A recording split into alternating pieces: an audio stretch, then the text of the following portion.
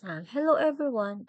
Today I will show you how to do a um and configure our Wi-Fi router using offline, and I will show you how to configure your how to change a Wi-Fi name, Wi-Fi password, and how many devices who will connect to our Wi-Fi router. So let's get started. First, go to Chrome and search the IP address of your um, Wi-Fi router. Since I have already searched na kanina, click here and then, first, eh, connect connect to the Wi-Fi router. Since naka-connect na ako kanina is nagdiretso na ako dito sa IP address. After that, click login, then login the, excuse me, user and password, and click login. Uh, when already finish, click quick settings and change the network name. Uh, for me is ang lalagay ko is yung last name ko is Perez dash Wi-Fi. Wi-Fi. Then next lang natin, and then I change my Wi-Fi password. Um 989 and display password para makita nyo lang, and then click next and click apply. Kapag ni-yes natin 'to is automatically, magko-connect na siya, then magdi-disconnect siya sa, internet, then kailangan natin ulit siya i-connect and click yes. Success na siya. Wait lang natin, and then connect, magko-connect na lang ulit tayo dito. And since eto na yun, connect ko.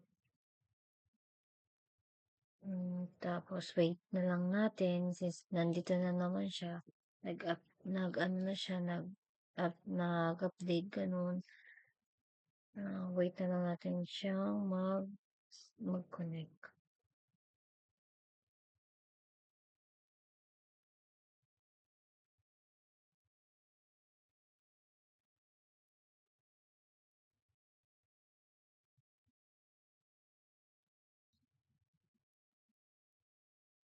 So, yan, connected na ulit tayo.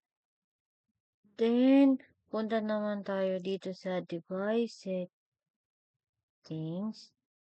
And punta tayo sa advanced settings para ma-change natin yung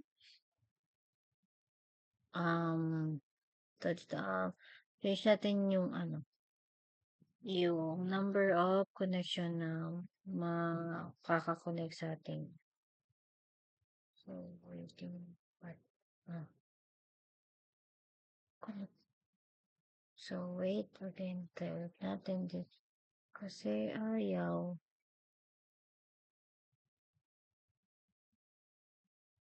Try natin i-load kasi ayaw niya mag-loading. So, ito na. Nag-loading na siya. Nagpunta tayo sa device. Ulitin ko na lang, device settings. Tapos, punta tayo sa advanced. And click natin tong this THCP IP pool.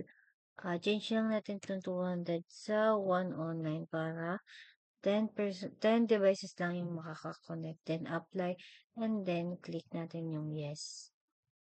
And after that, mag-restart yung device natin. And finally, doon na natatapos yung ating pagko-configure ng using Wi-Fi. hintayin lang natin siyang mag-ano, mag-restart.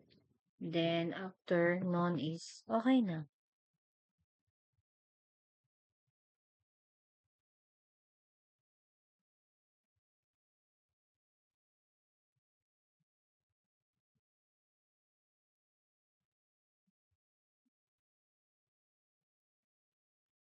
Tagal, medyo matagal siya. Yan. Pag ganito na is okay na. Then, nag-log out siya. Then, mag-login na lang ulit. Tas user ulit. Click login. Then, eto na.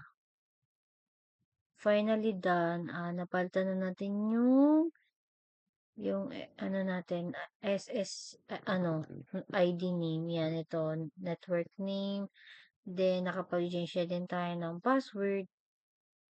And then, ah, nakapag-change na din tayo ng how many devices na pwede makakonect. And, so, yun lang everyone. And, thank you.